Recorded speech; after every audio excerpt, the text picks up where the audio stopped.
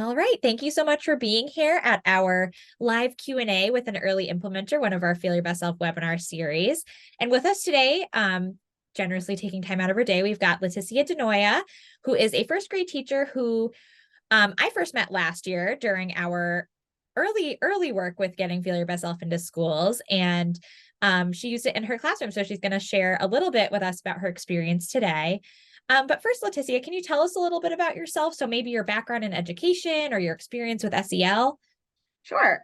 So I have been a teacher for about 7 years. This is my seventh year.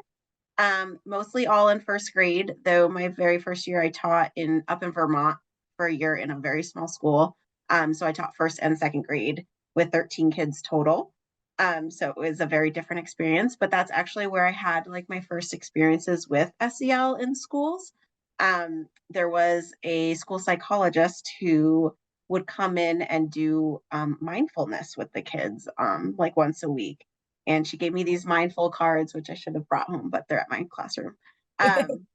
And that's when I first realized more about like how important it was to put it into the classroom. And obviously that was pre-pandemic and everything. But even just then, learning how to breathe and how to calm your body in first and second grade was really important. So that was kind of like the first time that I used it in my classroom. So that's pretty cool. Excellent. And you've stuck with it ever since, Yeah, clearly. and so then since then, I kind of just did it on my own, and I would use those cards, or I would find videos on YouTube of just ways to kind of introduce it a little bit better. And then now with Feel Your Best Self and learning about that, I use that a lot more often because I like the program. Excellent. Well, so I spoiled a little bit in terms of that we met about a year ago, actually. But tell us a little bit about how you got introduced to Feel Your Best Self. Yeah, so I think it was spring of 2021. We originally got kind of at Natchog Elementary School. We got introduced to Feel Your Best Self, and they were like, "We're gonna do a Zoom, make puppets with your class." And at that point, I really had no idea what it was.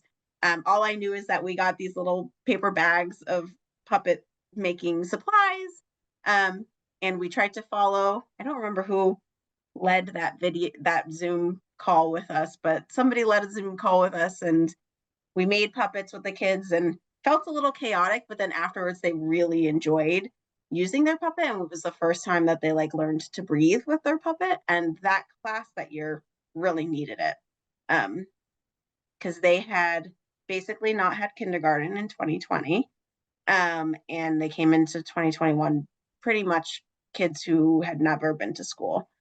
So that was really interesting. And yes, it was at the end of the year, but that was kind of my first introduction to it. And then 2022, you guys came along a little bit more, and we did it more formally, I would say. Yeah, excellent. Um, so I know it was kind of like you said, kind of almost a happy accident of Yeah.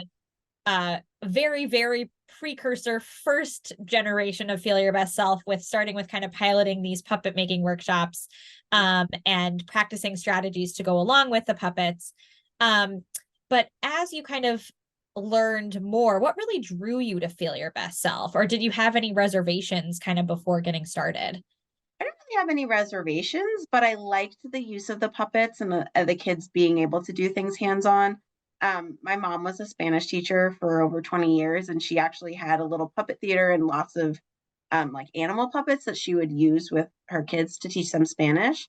And she always told me how kids love to use puppets, and I would use them on occasion. But then with the idea of being able to use puppets to kind of help kids bring out their own emotions, I really kind of held on to that idea. And so that's why I was, when my principal came to me and said, "Hey, do you want to try this activity with puppets?" And he knew I had a puppet theater in my closet that had been sitting there. I was like, "Yeah, let's do it." Plus, I'm really big on, kind of expressing yourself and expressing your emotions and working problems out in that manner. Yeah, absolutely. Thank you for sharing that. And I think often, you know, there is kind of, I think, in other teachers and implementers that I've had the chance to talk to and interact with, I think often there is kind of that pre-existing interest in the puppetry aspect, or at least the creative and artistic aspect, and kind of, you know, hearing or seeing directly in your own work the positives that can come from incorporating puppetry and just how engaged kids can be when you really can build in that aspect. Yeah, and it like even I mean, I hadn't even thought about it, but in my undergrad, I took a puppetry class and I had to make real puppets and I learned a ton about it. Um, and at that point, I wasn't even planning to be a teacher.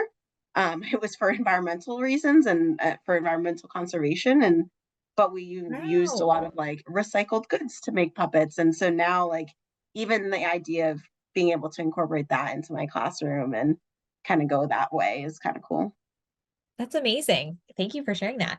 Um, so I'd love to hear a little bit more from your perspective. And, I've had the privilege of seeing you in action with implementing Feel Your Best Self. But talk us through a little bit what your experience was like with implementing Feel Your Best Self in your classroom. I would say it at first, and when I looked at everything, I was like, oh no, like this is going to be too much. But then when I actually sat down and I looked at what materials were given and the suggestions and actually watched the videos, it came super naturally. And it was very easy to implement. Like I loved that it was kind of, you had the opportunity to make it short and sweet if that's what the kids needed, but you also had the opportunity to kind of grow on it and build that into the rest of the day or into other parts of our like curriculum. So that's what I have really liked. And so I also, I mean, you guys kind of helped on those first few lessons because we were kind of piloting it. But I liked the that I could just take it and kind of make it my own as well. And it didn't have to be like a strict, anything strict or scripted or anything like that. But you also had the opportunity, if you needed that, to go that route. Awesome. Thank you. And I know, um, one of the things that I was so excited about watching you implement was that you really did take it and make it your own, and you found ways to integrate into the lesson planning that you were already doing and sort of the structures that you had for your classroom in terms of integrating the lesson into kind of your Google slide deck for the day and your Yes. organizer for your classroom. So can you tell us a little bit more about kind of like what drew you to input to kind of do that integration? So I kind of just live my day in my slides and it kind of helps me. It helps keep me on track and it helps kids kind of know I keep things pretty routine. And so it helps them know that like, oh, this is what's coming next. And so um I've kind of always done that. And now I implement at the end of my morning meeting, I do like a mindful minute. And so that's a great opportunity and time to be able to do some of these lessons and like share our feelings during our morning meeting time as well. Absolutely. Thank you. Um, so did you notice in your classroom last year or even this year in pieces that you've integrated, have you noticed any changes in your students either during or after or both teaching the lessons? Oh, definitely. So last year I had the opportunity and I implemented a lot of lessons. I'm not there yet this year. But I noticed a lot of students being able to share, being able to express how they're feeling versus just showing anger or being upset and crying. And so being able to kind of calm themselves and also talk about why they're feeling that way has really helped. And I noticed a lot last year, especially after we would practice it a lot, they were able to bring it up on their own. So towards the beginning of the year, there was a lot of times that I would kind of initiate, okay, do some belly breathing, or what can we say to be a kind helper, things like that. But as the year went on, I had a lot, and because we continued to use the same language, I had a lot of kids that would say it to a friend. I heard several times, take a belly breath. And that was really cute to see. And like, I remember last year I had a student who raised his hand and shared something about something that happened over the weekend and how one way that he calmed himself was by shaking out the yuck because that one really stuck with them. And so it was really great to see them doing that. And even today, I actually introduced belly breathing video in my morning meeting. And during our read aloud today, the character got angry and we stopped and we were talking about how she was feeling. and one kid raised his hand and said, "She should take a belly breath." And it Oh was my super goodness. cute to see. And that was only after one day of us introducing it. Yeah. Well, and I think, you know, that's, I think from our end at Feel Your Best Self, one of the kind of intentions behind the packaging of the strategies is to make them fun and things that Yeah. are kitschy and sticky and we remember them, and being able to have a fun name that we can, a quick, easy thing. It's easy to remember. It's easy to kind of draw on when we're having a hard time. It's exciting to hear about kids, really kind of integrating that into their own lives, and that they do kind of take that in even after just a quick showing of the video, right? Right. Like you mentioned earlier, the possibility of having it be as kind of quick or as comprehensive as you want it to be. And so if you do go on the quick side of, I'm just going to kind of show the video as part of my morning meeting and we'll talk about it, there's still the potential Oh yeah. for kids to take that and run with it. Yeah, absolutely. And that's why it's nice, is because, and also you can use it at different grade levels. So some of them, we might do a quick thing in a first grade or kindergarten classroom, but then it can be built on later on in the years, and you can build more vocabulary into it, and kind of strengthen those reasons as to why we use those strategies. Yeah, absolutely. And I think one of my, and I actually have, brought this example from your classroom into other work and recommendations for people, is especially when we think about turn the dial, which can be a little bit more of a tricky strategy.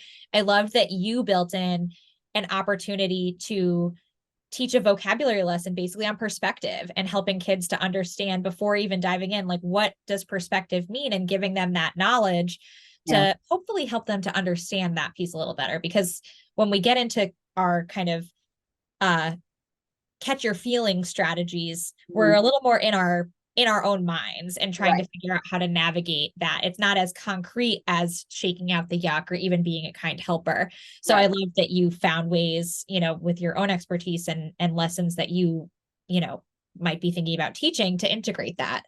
Yeah. Yeah, absolutely.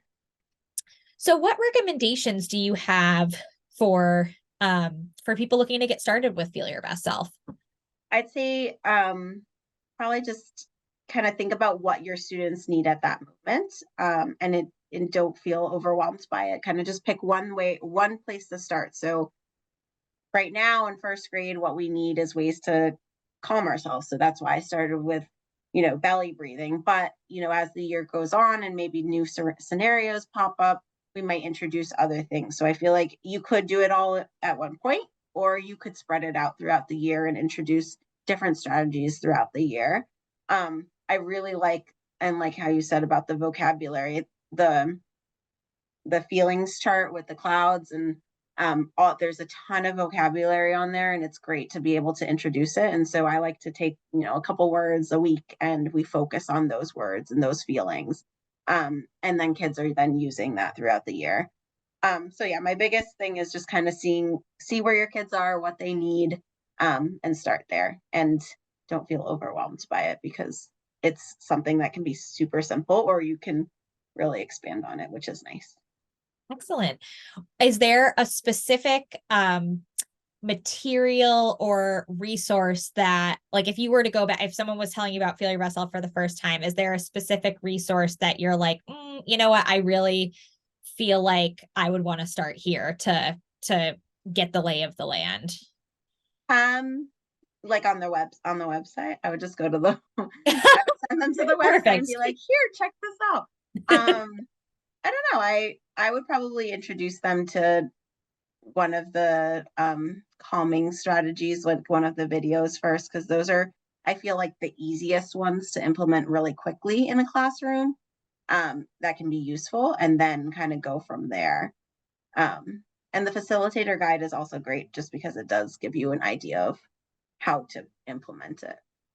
Awesome. Thank you for sharing that. I want to talk a little bit about the puppetry of it all, especially now knowing more about your background with puppets. So, I know last year we did a puppet making workshop in your classroom. Mhm. Um, So I'd like to hear, and talk about kind of your experience with um, using the puppet component and integrating the puppetry into your teaching of Feel Your Best Self. Were there, strategies that you felt really lended themselves well to practicing with the puppet? Definitely just some of like the breathing ones were really easy to use the puppets with. Um, and like the I don't remember, it was like push the clouds away. They did it with the puppets. And I liked that the kids could talk to their puppet and kind of like and express their own feelings through their puppet. So one of the things I would say is like, how is your puppet feeling? And that was often how the kid was feeling. And so how now their puppet had their voice and they could express it that way. Um, at first I was nervous about having to use the puppets for everything because there were some that I was like, it like the give a high five one, I was like, they're hitting each other with their puppets and their puppets' eyes are gonna fall off. So I like that it also like you could pick and choose when to use the puppets versus not use the puppets. But I really liked that it did give them a voice and um help them kind of engage in the use of the vocabulary too. Excellent. Wonderful. Well, thank you so much for sharing about, your experience with implementing. Do you have anything else that you want, anyone who's listening to know about Feel Your Best Self, or, things that they might want to think about? Um, just give it a chance and take it one step at a time, I guess. I don't know. I really enjoyed it and I just started at a new school, but I am excited to start to put it into my new school. I kind of had to wait and see how things were going there first. But I kind of did it today for the first time and I think it's going to work well and kind of fall right into like what our normal day is going like. So just give it a chance. It's something that can be simple and easy and quick, or you can extend it, which is awesome. So that's about it. Awesome. Thanks so much, Leticia. We are going to stay on, but I'm going to stop our recording so that people can ask questions.